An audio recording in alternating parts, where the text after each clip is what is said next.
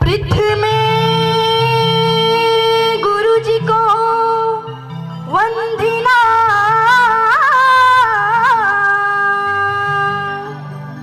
द्वितीय याद गणेश, तृतीय सिमरो मां शारदा,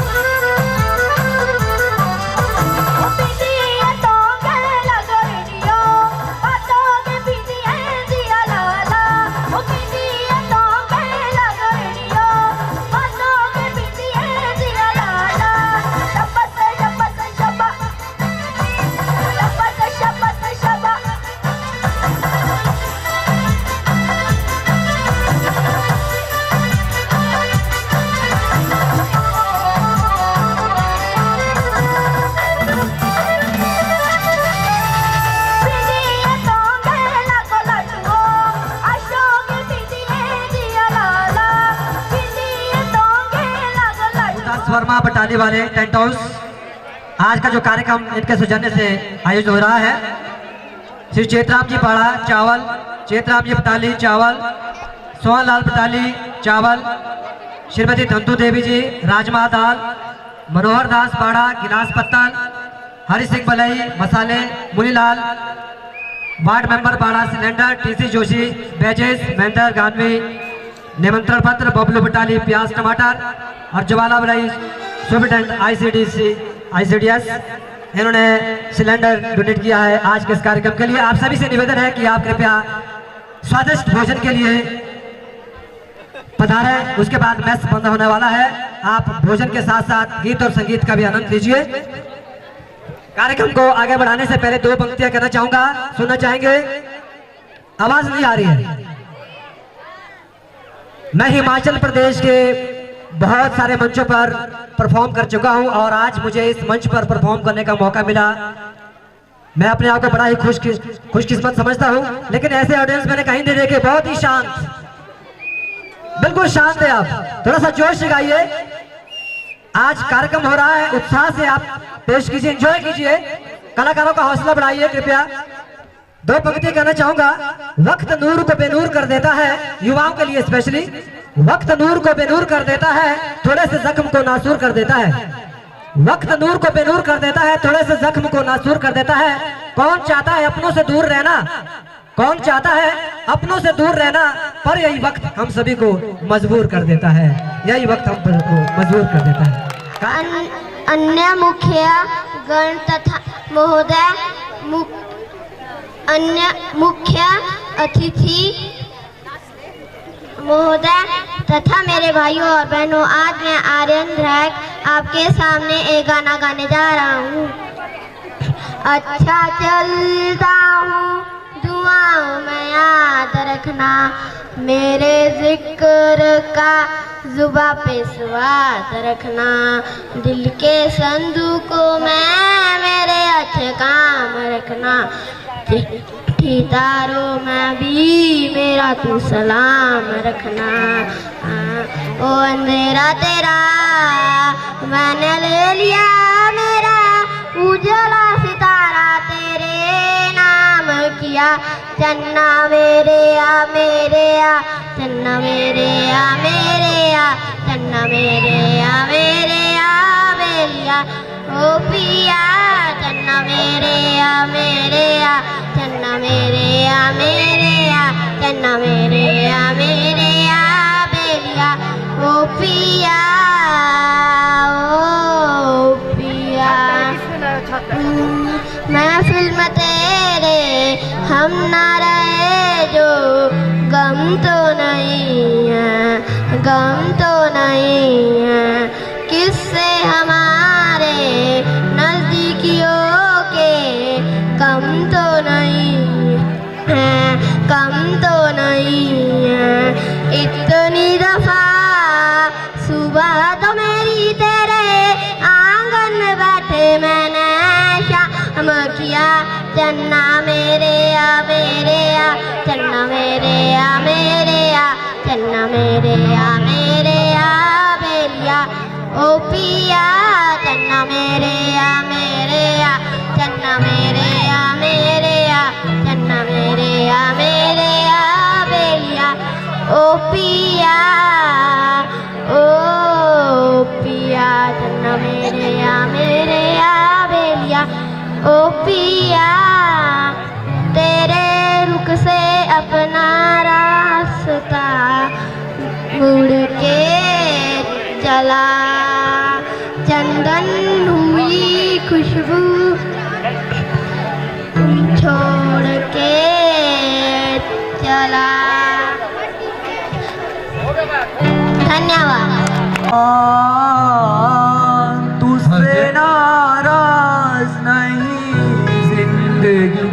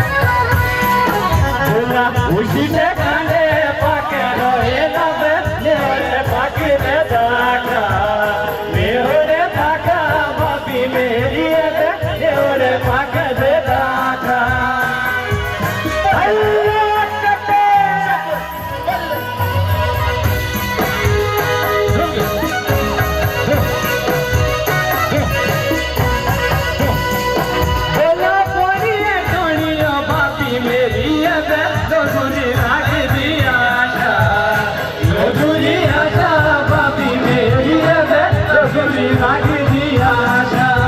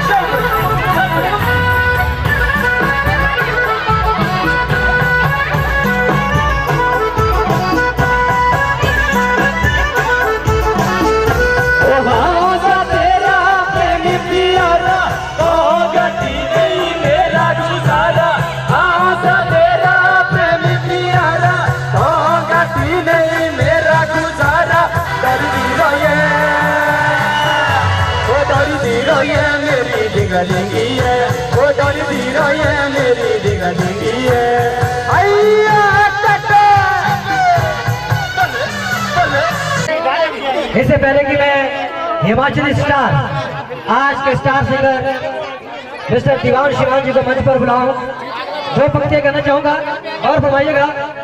सितारों को भेजा है मनोरंजन कराने के लिए, सितारों को भेजा है मनोरंजन कराने के लिए, कलाकार आ रहे हैं लोरी सुनाने के लिए। सितारों को भेजा है मनोरंजन कराने के लिए, कलाकार आ रहे हैं लोरी सुनाने के लिए। हो जाइए क्षण भर मीठे ख्वाबों में, हो जाइए क्षण भर मीठे ख्वाबों में, लौट कर शाम आएगी आपको जुदा कराने के लिए, आपको जुदा कराने के लिए। आप सबके दिल की धड़कन को देखते हुए अब आपको ले चलते हैं हिमाचल प्रदेश के उस सुरीली आवाज की तरफ जो आपके दिल में, दिमाग में, आपके घर में, जहां भी आप रहते हैं वहां पर बसी है, वो आपके अपने जाने पहचाने कलाकार मिस्टर दीवान शिवा।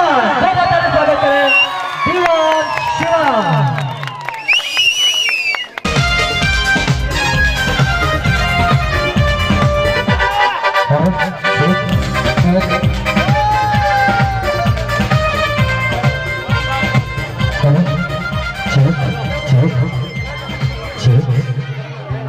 हाँ जी, कैसे हैं आप सब?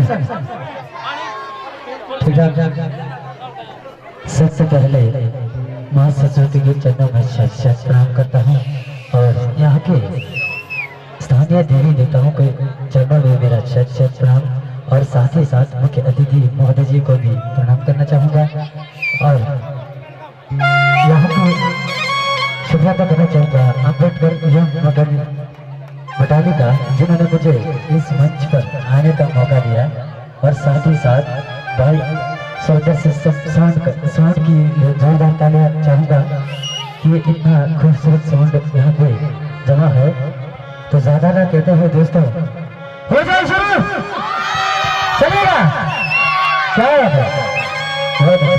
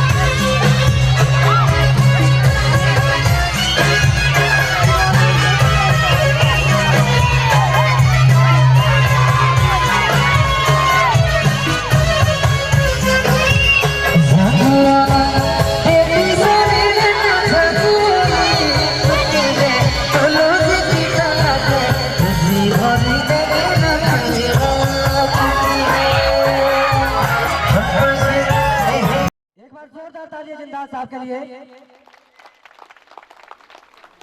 एक जोश जगा दिया जिंदा साहब ने। बहुत बहुत धन्यवाद सर। डॉक्टर साहब आप बहुत ही अनुभवी, कर्तव्यनिष्ठ और समाज में बहुत कुछ करने की आपकी इच्छा है। दो पंक्तियां मुझे भी याद आ रही हैं, इनके जोश को देखते हुए गौर फरमाइएगा। जब आंख खुले तो धरती हिंदुस्तान की हो, गौर फरमाइएगा। जब आंख खुले तो धरती हिंदुस्तान की हो, जब आंख बंद हो तो यादें हिंदुस्तान की हो। जब आंख खुले तो धरती हिंदुस्तान की हो, जब आंख बंद हो तो यादें हिंदुस्तान की हो। हम मर भी जाए तो कोई गम नहीं, हम मर भी जाए तो कोई गम नहीं, लेकिन मरते वक्त मिट्टी हिंदुस्तान की हो, मरते वक्त मिट्टी हिंदुस्तान की हो। बहुत बहुत शुक्रिया। आप सभी के लिए यहाँ पर स्वादिष्ट भोजन लगभग बन गया है, मुझे ये जानकारी दी गई है। आप सभी भोजन करके जाएंगे और आपके मनोरंजन के लिए हिमाचल प्रदेश की सुरीली आवाज मिस्टर दीवान शिवान हमारे मध्य पहुंच चुके हैं। उनका भी आप बेसब्री से इंतजार कर रहे हैं आप सभी। और मैं कार्यक्रम को आगे बढ़ाते हुए मंच पर आज के इस कार्यक्रम के अंतिम वक्तव्य के लिए मंच पर सादर आमंत्रित कर रहा हूं श्रीमान गोपाल जी, मूल निवासी बामसेक भारत मुक्ति मोर्चा, मंच पर आए और उपस्थित जनसमूह को संबोधित करें। वासी, सबसे पहले मैं अलार्म लगा देता हूं। मैं अपना वक्तव्य केवल आधे घंटे का रखूंगा और मैं 25 मिनट का अलार्म लगा देता हूं कि मुझे ये बता दे। अभी 1:40 हुए, मैं 2:05 का अलार्म इस पे लगा देता हूं। कई बार बोलते वक्त ध्यान नहीं रहता।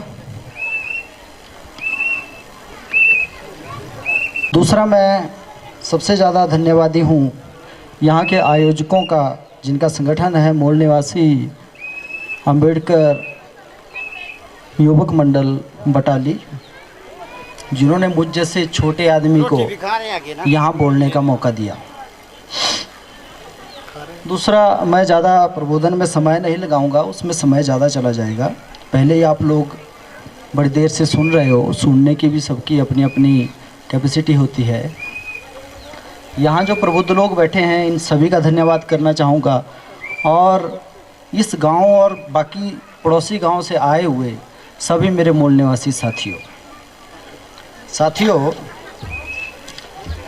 हम बामसेव के लोगों की एक बड़ी गंदी आदत है कि हम लोग बिना विषय के कोई बात करते नहीं हैं, सब्जेक्ट के बिना कोई बात नहीं करते, क्योंकि हम भाषण नहीं करते, हम लोग प्रबोधन करते हैं। जैसे अभी हमारे साहब ने आप लोगों का प्रबोधन किया। प्रबोधन का मतलब होता है कि जो ज्ञान मैंने अपने प्रयास से या संगठन से लिया है, उस ज्ञान को आपके साथ शेयर करना, इसको प्रबोधन बोलते हैं। और भाषण किसे बोलते हैं? जैसे राजनीतिक लोग भाषण करते हैं, लच्छेदार भाषण करते हैं, सुनने में बड़े अच्छे लगते हैं, मगर वो व्यवहार में दिखाई नहीं देते। 6-7 दिन पहले मुझे यहाँ के कार्यकर्ताओं ने फ़ोन किया कि गोपाल जी, आपको यहाँ प्रबोधन करने के लिए आना है। तो मैंने विजय सर को रिक्वेस्ट किया कि सर कोई एक ऐसा सब्जेक्ट रखिए जिससे समाज का प्रबोधन हो। तो उन्होंने पूछा कि क्या सब्जेक्ट रखें। तो मैंने कहा बाबा साहब अम्बेडकर की जयंती है और जयंती के उपलक्ष्य पे सब्जेक्ट रखते हैं कि मेरा जय जयकार करने के बजाय मैंने जिस मकसद के लिए अपना जीवन लगा दिया, उस मकसद को पूरा करने के लिए जान की बाजी लगा दो। ये डॉक्टर बाबा साहब अम्बेडकर ने कहा था। एक समय की बात है, 1950 की बात है। उस वक्त क्या हुआ कि कुछ बाबा साहब अम्बेडकर बॉम्बे में 16 कला में रहते थे। तो वहाँ दादर के उनके कुछ कार्यकर्ताओं ने उनसे बिना परमिशन लिए 14 अप्रैल को उनकी जन्म जयंती मनाने का कार्यक्रम बनाया। ग्राउंड भी बुक कर दिया, लोगों को भी बुला दिया।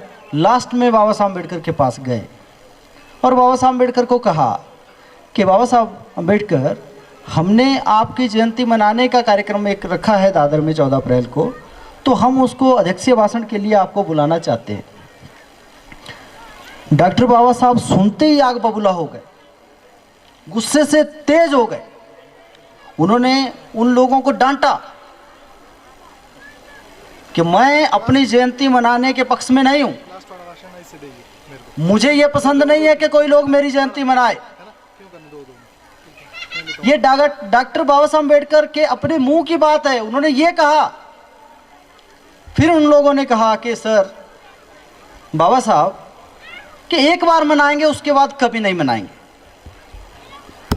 एक बार मनाएंगे उसके बाद कभी नहीं मनाएंगे।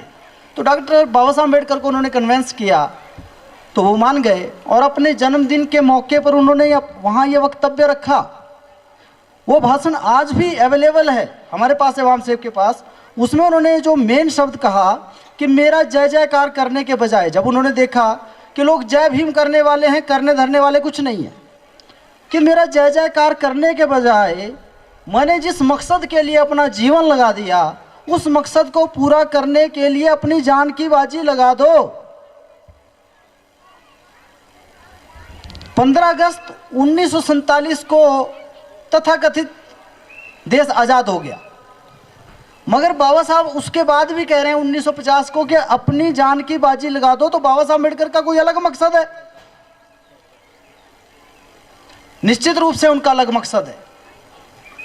उनका मकसद, यहां बैठे कितने लोगों को जानकारी है कि बाबा साहब अम्बेडकर का क्या मकसद था? मुझे नहीं लगता कि यहां लोगों को जानकारी होगी कि बाबा साहब अम्बेडकर का जीवन का मकसद क्या था। उन्होंने अपने जीवन का एक मकसद रखा कि मुझे इस समाज में समता, स्वतंत्रता, बंधुता और न्याय पर आधारित समाज और राष्ट्र का निर्माण करना है। यह बाबा साहब अम्बेडकर का मकसद था।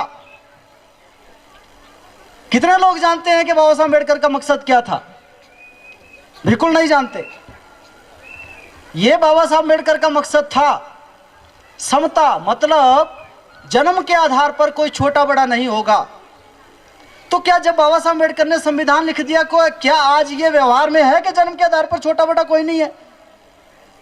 हम हिमाचल में ही देख लेते हैं, यहां बहुत सारी जातियां हैं, मेरे पास रिकॉर्ड है उसका, 57 जातियां शेड्यूल कास्ट में है यहाँ, और प्रत्येक जाति किसी ना किसी जाति से छोटी है या तो बड़ी है। समानता कहाँ है? जब समानता ही नहीं है तो डॉक्टर बाबा साहब अम्बेडकर का मकसद कहां पूरा हुआ? जब उनका मकसद पूरा नहीं हुआ तो हम लोगों को उन्होंने ऑर्डर किया कि जान की बाजी लगा दो। तो ये जान की बाजी लगाने के लिए कार्यक्रम है। मैं जिस संगठन से हूं से वो बाम सेफ और एवं भारत मुक्ति मोर्चा संगठन है। जो हमारे बाबा साहब अम्बेडकर का मकसद था उसी मकसद को 1978 में बाम सेफ ने अपना मकसद बनाया और पिछले 40 साल से उस मकसद के पीछे लगातार रात दिन एक कर रहा है और बहुत स्पीड से आगे हम लोग बढ़ रहे हैं। ये कोई राजनीतिक पार्टी नहीं है बाम सेफ। बाम सेफ समाज का गैर राजनीतिक संगठन है जो इस देश में लोगों को जागृत करने का काम कर रहा है। अभी एक सवाल है, यहां कितने लोगों को जानकारी है कि जागृति किसे कहते हैं? अभी आप लोगों को जानकारी नहीं है। भारत में जब अंग्रेज आए तो उस वक्त तलवार और बंदूक के आधार पर राजकाज निर्माण होते थे।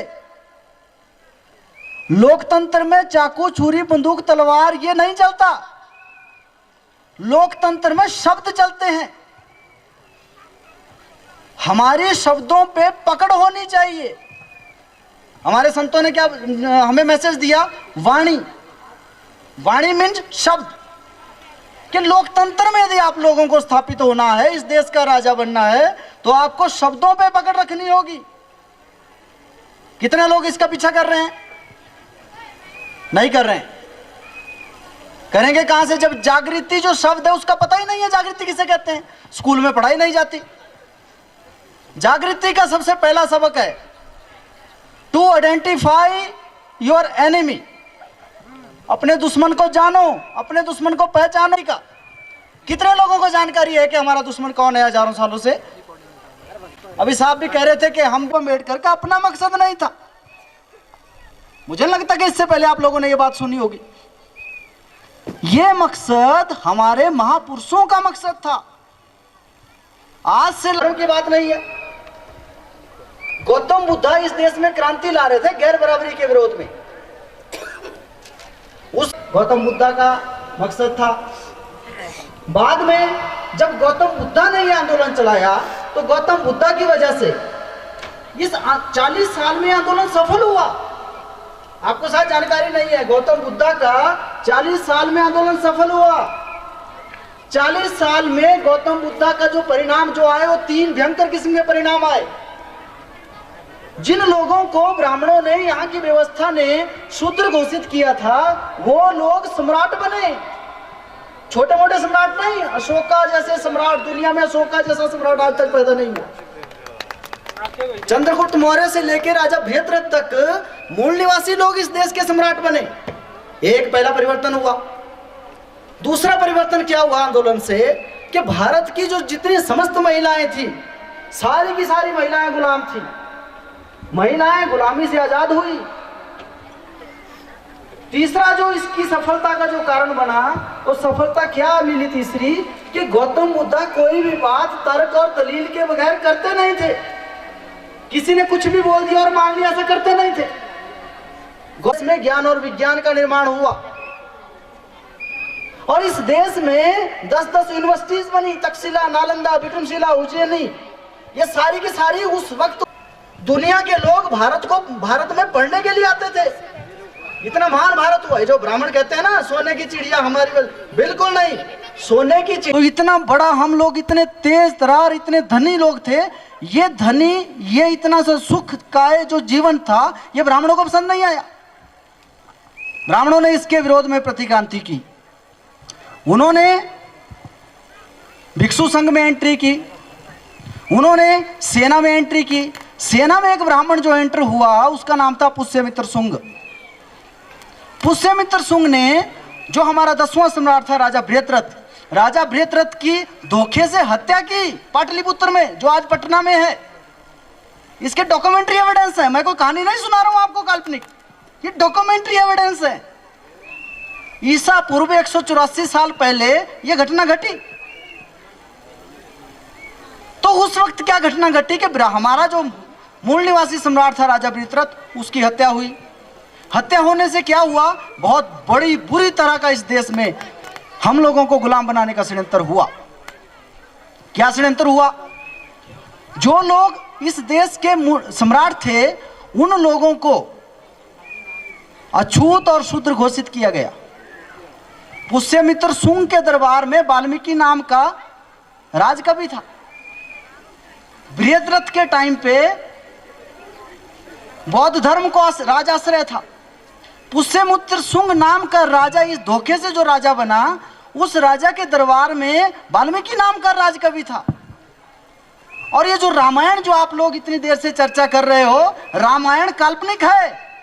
कितने लोगों को जानकारी है? रामायण जो है वो काल्पनिक है। वाल्मीकि ब्राह्मण ने पुष्यमित्र शुंग को सामने रखकर यह लिखा है। पुष्यमित्र शुंग जो था उसको राम माना, उसको सामने रखकर लिखा गया। ये काल्पनिक शास्त्र है, इसका कोई ऐतिहासिक एविडेंस नहीं है। तो उस वक्त ब्राह्मणों ने सोचा कि बुद्ध ने जो 40 साल में आंदोलन चलाया, ये लोग हमसे आजाद कैसे हो गए। तो उन्होंने इस व्यवस्था में एक खामी ढूंढी। क्या खामी ढूंढी? ब्राह्मणों ने बुद्धा के टाइम पे जो व्यवस्था थी वो 4 वर्णों के आधार पर व्यवस्था थी, ब्राह्मण, क्षत्रिय, वैश्य, शूद्रा। यहाँ का जो 85% जो हम लोग थे, मूल निवासी लोग, इनको एक ही नाम दिया गया था, शूद्रा।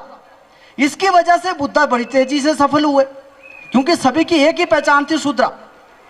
ब्राह्मणों ने जब षड्यंत्र किया तो भार्गव नाम का एक ब्राह्मण था। भार्गव नाम के ब्राह्मण ने एक शास्त्र लिखा, और ये इतना गंदा शास्त्र लिखा कि भार्गव ने इसका श्रेय अपने आप को नहीं लिया। भार्गव ने इसका श्रेय मनु को दिया। इतना घटिया शास्त्र हो गया। मनु ने वैसे मनुस्मृति नहीं लिखी, ये नया रिसर्च आया है कि ये जो मनुस्मृति लिखी है ये भार्गव ने लिखी है, एडवोकेट साहब। ये नया रिसर्च अभी हुआ है वामसेक के माध्यम से, क्योंकि इसका भी पूरे देश भर में प्रचार नहीं हुआ, धीरे धीरे हो रहा है।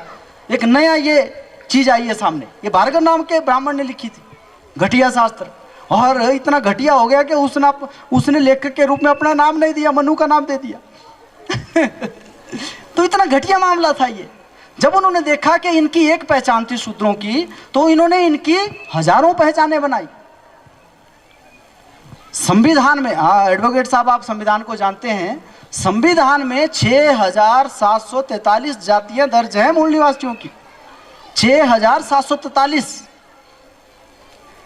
तो 6743 टुकड़े किए हमारे समाज के। जिन लोगों ने ब्राह्मणों के साथ समझौता किया, उन्होंने ओबीसी घोषित किया। शास्त्रों, ब्राह्मणों के शास्त्रों के अनुसार उनको शूद्रा कहा जाता है। ये शूद्रा शेड्यूल कास्ट नहीं है। शूद्रा जो है वो शेड्यूल कास्ट नहीं है, शूद्रा ओबीसी के लोग हैं। उनको ओबीसी घोषित किया। और जिन लोगों ने ब्राह्मणों के साथ झगड़ा किया, उनकी गुलामी नहीं मानी और लड़ते रहे, उन लोगों को अछूत घोषित किया। पंचमा, बाबा साहब ने अपने किताबों में लिख कर रखा, पंचमा शेड्यूल कास्ट।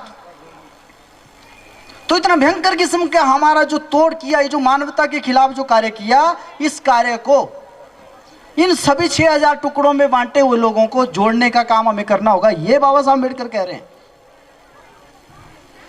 और जब हमारा संतों का आंदोलन चला मुगलों के आने के बाद, तो फिर भी बहुत सारी चीजें हुई। इस देश में आपने देखा होगा, दुनिया में इतने धर्म कहीं नहीं निर्माण हुए जितने भारत में निर्माण हुए। ये धर्म निर्माण नहीं हुए, ये ब्राह्मणवाद के विरोध में संघर्ष थे, जिसको बाद में ब्राह्मणों ने धर्म का रूप दिया। ये संघर्ष थे। बुद्धा के पहले जैन ने इसके विरोध में संघर्ष चलाया, फिर बुद्धा ने चलाया, लिंगायत ने चलाया। ऐसे जितने भारी जो संघर्ष हुए, उनको धर्म का रूप दिया गया। ये ब्राह्मणवादी विचारधारा के विरोध में था। मध्यकाल में ऐसा हुआ। जब आधुनिक भारत में इसके विरोध में सबसे पहली लड़ाई 1848 में महात्मा ज्योतिराव फुले ने लड़ी। उन्होंने एक गोल डिसाइड किया कि इस व्यवस्था को चेंज करना होगा, इसमें सुधार नहीं करना होगा, चेंज करना होगा। तो जिस वक्त हमारे अभी ब्राह्मण हमें क्या पढ़ाते हैं स्कूलों में कि इस देश में आज़ादी का आंदोलन चला, इस देश में 2 आज़ादी के आंदोलन चले। एक आंदोलन चला ब्राह्मणों की गुलामी से आज़ादी का आंदोलन, जो हमारे महापुरुष थे महात्मा ज्योतिराव फुले ने चलाया 1848 में। अभी इन आंकड़ों को ध्यान से सुनिए, 1848 से हमारे महापुरुष महात्मा ज्योतिराव फुले ने ब्राह्मणों की गुलामी से आज़ादी का आंदोलन चलाया और उन्होंने एक किताब लिखा, उसका नाम है गुलामगिरी। वो गुलामगिरी हमारे लोगों को पढ़नी चाहिए, अवेलेबल है, उससे सारा आपको समझ में आएगा। जो गुलामगिरी नाम का जो किताब लिखा उसमें ब्राह्मणों की गुलामी से आज़ादी का मामला था। फिर अभी कांग्रेस कब बनी? 1885 में बनी। हमारा आंदोलन कब चला? 1848 में चला। तो हमारा आंदोलन अंग्रेजों की गुलामी से, मतलब ब्राह्मण जो थे वो ब्राह्मण अंग्रेजों के गुलाम थे, हम ब्राह्मणों के गुलाम थे, हम दोहरे गुलाम थे। तो हमारा आंदोलन ब्राह्मणों की गुलामी से पहला चला और इसके लिए महात्मा ज्योतिराव फुले ने अपनी किताब में लिख कर रखा कि अभी समय है, जब तक अंग्रेज भारत में है, भारत के मूल निवासियों आज़ाद होने का आपके पास अवसर है। ये उन्होंने लिख कर रखा है, ये डॉक्यूमेंट्री एविडेंस हमारे पास है, क्योंकि बाम से बिना डॉक्यूमेंट्री एविडेंस के कोई बात नहीं करता। गोविंद रानाडे जो 1885 में जब कांग्रेस बनी तो उसके सदस्य थे, वो ज्योतिराव फुले के पास गए कि अंग्रेजों की गुलामी से आंदोलन, अंग्रेजों के जो आज़ादी के आंदोलन है उसमें शामिल हो जाओ। हमारा महात्मा ज्योतिराव फुले उसमें शामिल नहीं हुए, हमारा सेपरेट आंदोलन था। उसके बाद इस आंदोलन का जो नेतृत्व है वो साहूजी महाराज ने संभाला। ये भी ओबीसी जाति के थे, कुणबी जाति के थे, तो इन्होंने इस आंदोलन को आगे बढ़ाया। इनके पास तिलक, बाल गंगाधर तिलक इनके पास गया कि साहूजी महाराज आप आज़ादी के आंदोलन में शामिल हो जाओ। साहूजी महाराज ने मना कर दिया। साहूजी महाराज भी अंग्रेजों के आंदोलन के, आज़ादी से आंदोलन के लिए शामिल नहीं हुए। कितने लोगों को जानकारी है? हमारे लोगों को जानकारी नहीं है। जानकारी नहीं है तो जानकारी लोकतंत्र में हथियार होता है, जानकारी ही लोकतंत्र में हथियार होता है, जानकारी लेनी चाहिए। मैं एक बड़ा अनपढ़ सा आदमी हूं, मैं एक अनपढ़ आदमी हूं, लेकिन किसी संगठन की वजह से पढ़ा लिखा हुआ। बेसिकली मेरे पास कोई डिग्री नहीं है, मेरे पास कोई डिग्री नहीं है। तो उसके बाद डॉक्टर बाबा साहब अम्बेडकर ने आंदोलन चलाया। उनके पास अमेरिका में लाला लाजपत राय गए कि अंग्रेजों की गुलामी से आज़ाद होने के आंदोलन में शामिल हो जाओ। बाबा साहब अम्बेडकर मुकर गए। बाबा साहब अम्बेडकर भी इस आज़ादी के आंदोलन में शामिल नहीं हुए। क्यों? क्योंकि हमारी आज़ादी का आंदोलन अलग चल रहा था। हमें SC, ST, OBC और कन्वर्टेड माइनॉरिटी को जो आज़ादी मिली वो भारतीय संविधान की वजह से मिली। अब इस देश में कांग्रेस के लोग प्रचार करते हैं कि हमारी मेहरबानी से बाबा साहब अम्बेडकर को संविधान लिखने का मौका मिला। 100% गलत, 200% गलत। जिस वक्त संविधान सभा के इलेक्शन हुए तो सबसे ज्यादा विरोध कांग्रेस के लोगों ने बाबा साहब अम्बेडकर का किया कि बाबा साहब अम्बेडकर के लिए संविधान सभा के दरवाजे तो दरवाजे, खिड़कियां भी बंद कर दी, संविधान सभा में जाने के लिए नहीं दिया। अब क्या इन लोगों को हमारे बाबा साहब अम्बेडकर की लायकी की कदर थी? नहीं थी। यह मामला हुआ। बाबा साहब अम्बेडकर को जब संविधान सभा में नहीं गए तो वहां चर्चिल के पास गए यूके में, तो चर्चिल की सरकार चेंज हो गई थी, दूसरी सरकार आई थी क्लेमेंट एटली की। उनसे उन्होंने कहा कि हम लोगों ने आप अंग्रेजों का राज स्थापित किया। कहां किया? अभी 200वां साल चल रहा है। 500 महारों ने ब्राह्मणों की 28,000 फौज को परास्त किया था 1 जनवरी को। इसका ये जो महाराष्ट्र पूना में है, पूना में भीमाकोरा गांव है, वहां पे एक बहुत बड़ा स्टैच्यू बना हुआ है, वो स्मृति चिन्ह है। केवल 500 मूल निवासियों ने राजपूतों ब्राह्मणों की 28,000 सेना को परास्त किया। एक लंबी चीजें हैं, मैं आपको संक्षिप्त में बता रहा हूं क्योंकि ये लंबी चर्चा में आएगी ये चीज। ये भी हम 200 बामसेफ के माध्यम से इसको 200 साल हो रहे हैं 2018 में, तो इसका हम पूरे देश भर में 51,000 कार्यक्रम चला रहे हैं। 51,000 हम लोगों को बता रहे हैं कि ऐसा ऐसा आंदोलन हुआ, हमारे इतने सूरवीर लोगों ने, क्योंकि ये इतिहासों में पढ़ाया नहीं जाता। उसके बाद उन्होंने कहा, बाबा साहब अम्बेडकर ने एक शर्त रखी कि जो संविधान मेरे लोगों को अधिकार नहीं देगा उस संविधान को मैं बिल्कुल मान्यता नहीं दूंगा। तो अंग्रेजों को और ब्राह्मणों के जान की बन गई, क्योंकि अंग्रेज कहते थे कि यदि आप भारतीय लोग किसी संविधान को मान्यता नहीं दोगे, उसमें से एक भी पार्टी यदि मान्यता नहीं देगी, हम लोग आपको आजाद नहीं करेंगे। तो मजबूरी में गांधी जी और जवाहरलाल नेहरू ने बाबा साहब अम्बेडकर को ड्राफ्टिंग कमेटी का चेयरमैन बनाया। ड्राफ्टिंग कमेटी का चेयरमैन डॉक्टर बाबा साहब अम्बेडकर, संविधान सभा का chairman doctor Rajendra Prasad. Doctor बाबा साहब बहुत सारे अधिकार देना चाहते थे। उन्होंने जब संविधान सुपुर्द किया संविधान सभा को, उसका उनका भाषण है उस वक्त का, रिकॉर्ड है। उसमें डॉक्टर अम्बेडकर ने कहा कि मैं बहुत सारे अधिकार दिलाना चाहता था मगर मेरे पास बहुमत नहीं था। क्यों? क्योंकि डॉक्टर बाबा साहब अम्बेडकर अकेले लड़ाई लड़ रहे थे, दूसरी तरफ 99% यही लोग थे। ये बहुमत के आधार पर बनाया गया संविधान है। डॉक्टर बाबा साहब अम्बेडकर इस संविधान से संतुष्ट नहीं थे। ये उन्होंने उस वक्त कहा जिस वक्त उन्होंने संविधान सभा को संविधान सुपुर्द किया। कितने लोगों को जानकारी है? नहीं है।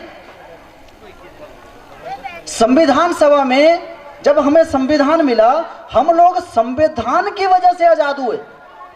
क्योंकि हमें जो आजादी मिली, जैसे महिलाएं हैं, यहाँ प्रधान जी बैठे हैं, प्रधान जी आप जितने सालों से मुझे लगता है राजनीति में होंगे, मुझे नहीं लगता कि आप लोगों को ये बताया गया होगा कि संविधान के कौन से आर्टिकल की वजह से आपको प्रधान बनने का मौका मिला।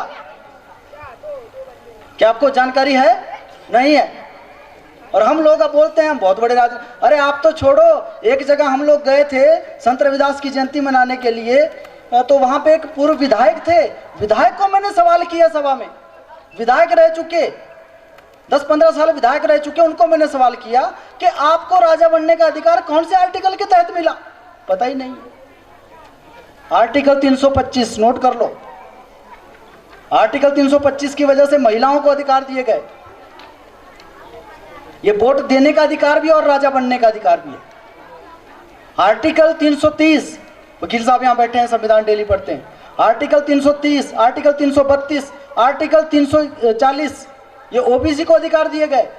बाबा साहब अम्बेडकर ने आर्टिकल 325 महिलाओं की सबसे पहले ध्यान दिया, सबसे पहले महिलाओं को अधिकार दिया आर्टिकल 325 में।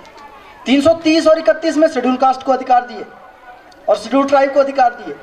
340 में ओबीसी को अधिकार दिए।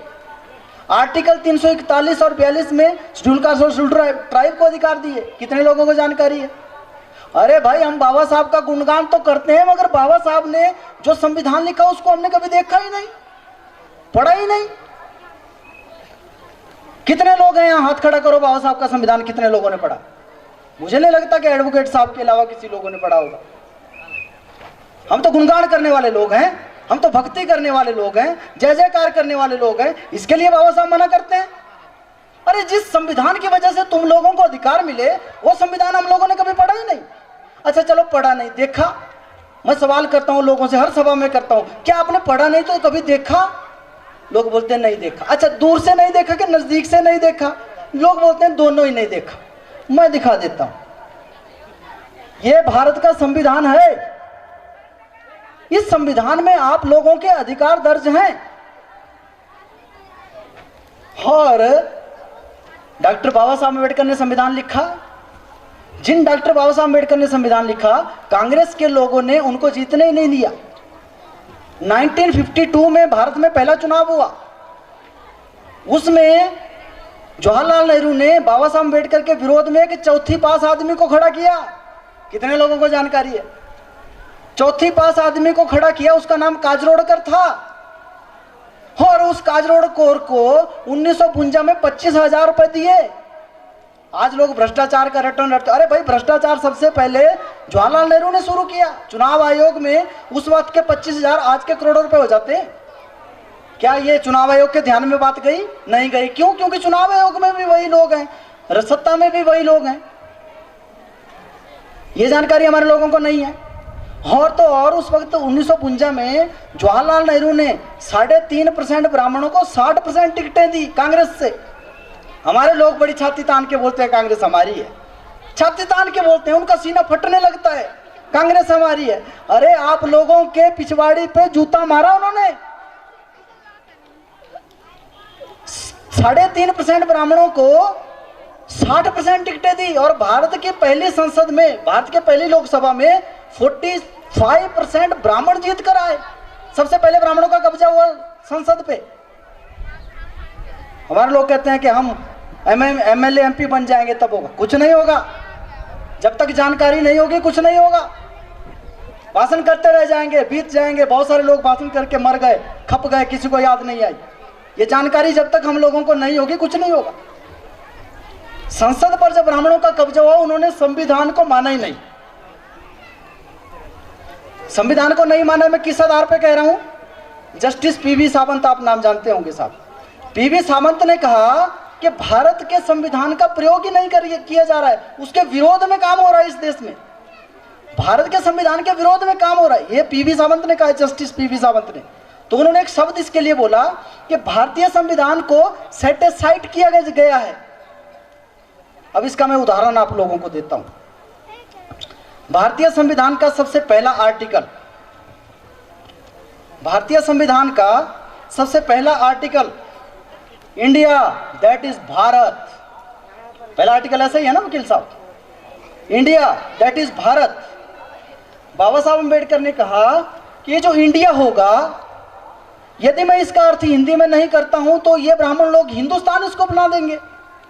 तो उन्होंने पहले ही आर्टिकल में लिखा India that is Bharat. India का जो अर्थ होगा वो भारत होगा। लेकिन कांग्रेस के लोग डेली हिंदुस्तान हिंदुस्तान कह रहे हैं, बीजेपी के लोग हिंदुस्तान कह रहे हैं, कम्युनिस्ट लोग हिंदुस्तान कह रहे हैं, मीडिया के लोग हिंदुस्तान कह रहे हैं। जानकारी के अभाव में हम लोग हिंदुस्तान कह रहे हैं। महान लोग हैं हम लोग। जानकारी के अभाव में हम लोग हिंदुस्तान कह रहे हैं और वो लोग कह रहे हैं जिन लोगों को डेली संविधान का काम होता है। ये भावनाओं से कुछ नहीं होगा। हम लोग भावनाएं रखते हैं बाबा साहब अम्बेडकर के प्रति, मगर जानते नहीं है। अब क्या है, इस देश में क्या चल रहा है, लोग बाबा साहब को मानते हैं लेकिन बाबा साहब के नहीं मानते। सिद्ध हो गया ना, पहला आर्टिकल बाबा साहब ने लिखा इंडिया दैट इज भारत, और हम लोग हिंदुस्तान बोल रहे हैं। अरे बाबा साहब को मानते हैं, बाबा साहब की नहीं मानते। बाबा साहब की क्यों नहीं मानते? क्योंकि बाबा साहब की जानते ही नहीं है। ये समस्या है, ये है समस्या साहब कि हम लोग बाबा साहब की जानते नहीं है तो मानेंगे कहां से? बाबा साहब की जाननी होगी, अध्ययन करना होगा, राष्ट्रीय स्तर के संगठनों के साथ जुड़ना होगा, तब जानकारी होगी। ये आइसोलेशन में कुछ नहीं होगा साहब। हो सकता है कुछ लोगों को बुरा लग रहा हो या आपको बुरा लग रहा हो व्यक्तिगत रूप से, लेकिन मैं पूरी भावनाओं से नहीं कह रहा हूं। मैं बाबा साहब का आंदोलन चलाना चाहता हूं, तब मैं इतनी दूर से आया हूं रात को। हम लोग प्रचार कर रहे हैं, मुझे इसका क्या मिलता है? हम प्रचारक लोग हैं, मैं कार्यकर्ता हूं और अपने बाबा साहब अम्बेडकर की विचारधारा का प्रचार करते हैं। हम लोग जितना हमें संगठन के माध्यम से बोध होता है उसका प्रचार करते हैं। तो ये इस देश भर में ये घटिया काम हो रहा है। अभी वकील साहब, यदि आप पहले आर्टिकल को लेकर केस ठोक देते हैं ना प्रधानमंत्री पर, केस हो जाएगा। अरे तू कह रहा है हिंदुस्तान, लेकिन संविधान में लिखा है भारत, तेरे पे केस हो जाएगा। अब केस करके करोगे क्या आप लोग? क्योंकि जो केस का निर्णय देने वाले हैं सुप्रीम कोर्ट और हाई कोर्ट के जज, वो भी वही लोग हैं, वो भी हिंदुस्तानी बोलते हैं। अब क्या करें, समस्या भयंकर है। वहां आपके केस का कोई मतलब नहीं है, कुछ नहीं मिलेगा। इट मीन्स आप लोग बहुत बुरी तरह से गुलाम हो। हम लोग SC ST OBC के लोग भयंकर तरीके के गुलाम हैं। ये बाबा साहब की जयंती पे गाना बजाना, डांस करना, ये खुशी वाला मामला नहीं है। आप लोगों को जानकारी नहीं है कि हम लोग कितने गुलाम हैं इस देश में। लोकतंत्र को चलाने के लिए 4 पिलर होते हैं। मैं आपको जानकारी देता हूं, वर्तमान जानकारी देता हूं, इतिहास को छोड़ देता हूं। लोकतंत्र को चलाने के लिए 4 पिलर होते हैं। सबसे पहला है विधायिका, जिसमें लोग चुनकर जाते हैं लोकसभा में। विधायिका में कांग्रेस नाम का संगठन है, 1885 में बना। नोट करना चाहिए आप लोगों को। वैसे ये दूसरी बार आपको जानकारी मिलने वाली नहीं है, और मैं तो कहता हूं कि मीडिया के लोग उसको रिकॉर्ड भी करें, कि उसमें विधायिका में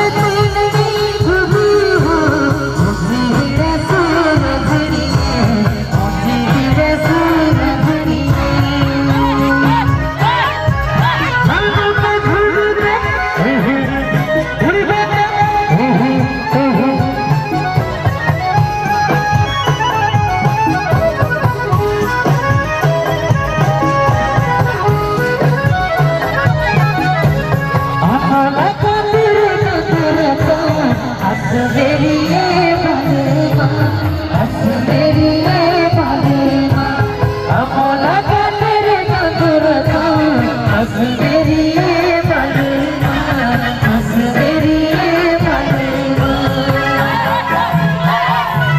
मेरी चिट्ठी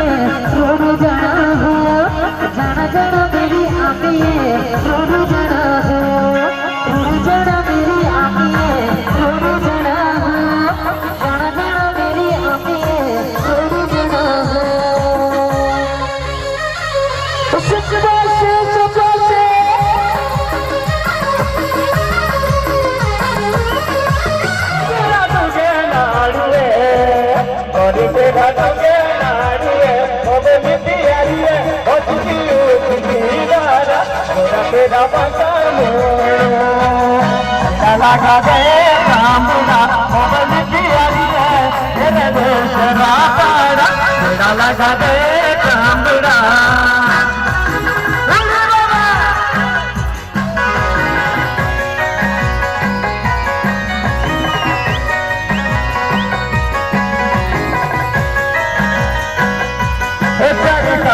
चलने वाला है कि दुनिया लुटने वाली है वो तरीका चलने वाला है कि दुनिया लुटने वाली है उड़ी बाबा उड़ी बाबा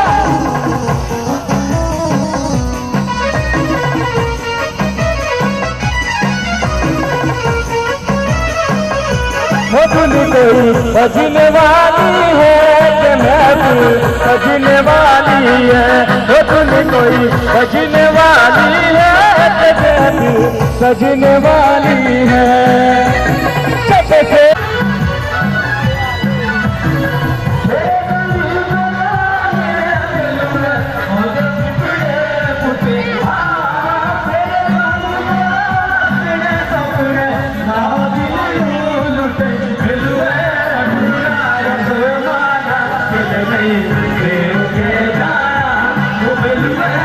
बुलाया तुम्हारा दिल में प्रेम मेरा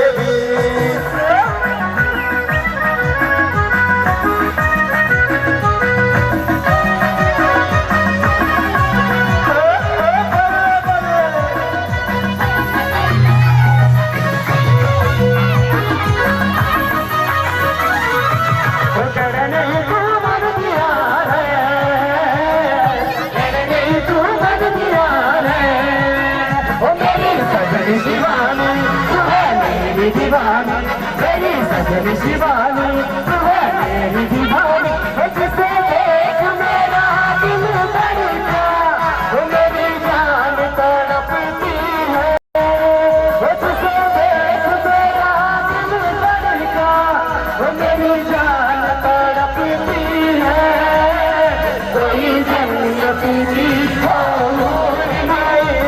मेरे काली की